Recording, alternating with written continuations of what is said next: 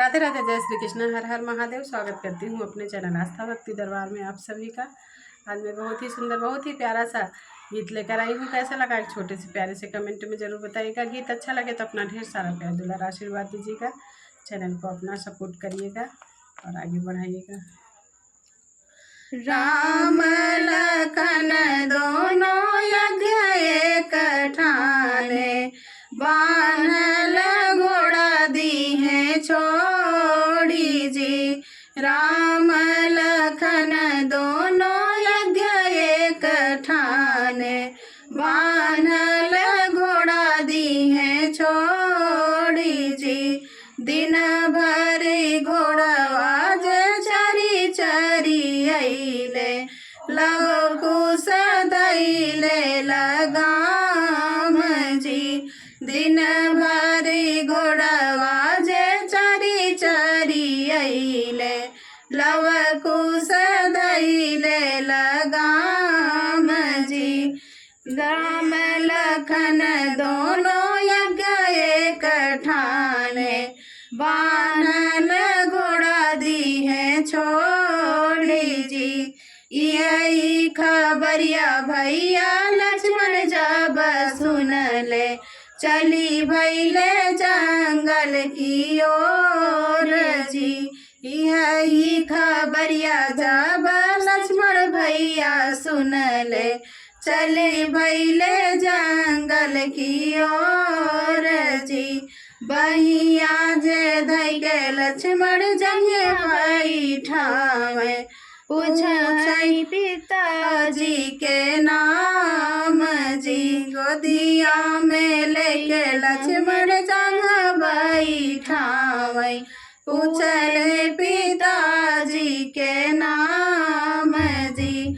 पिताया न जान बाटे नमवा न जानी, सीता हई मैया हमार जी।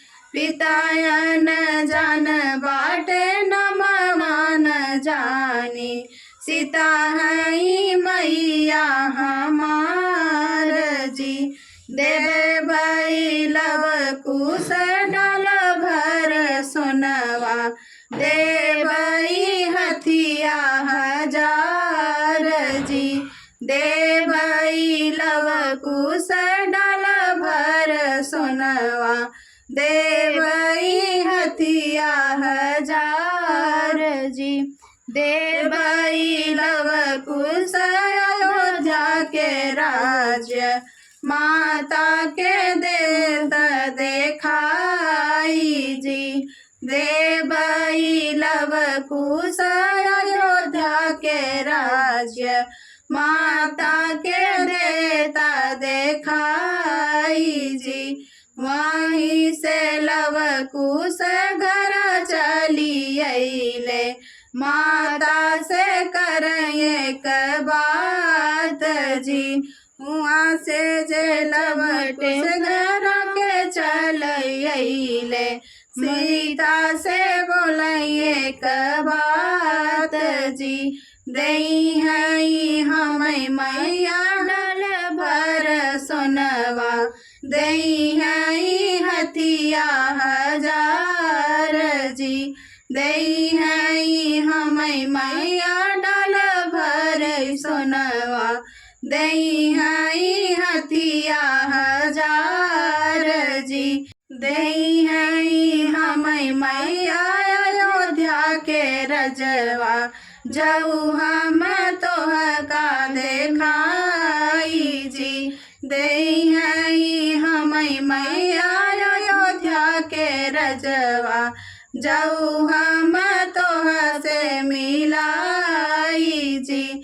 आग लागई लवकुश डाल भर सोनवा, मरी जाई हथिया हजार जी।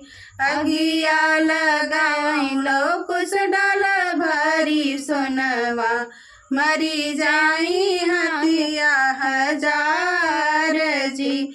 जरी जाई लवकुश अयोध्या न रजवा, बसी जाई चोर चंडाल जी।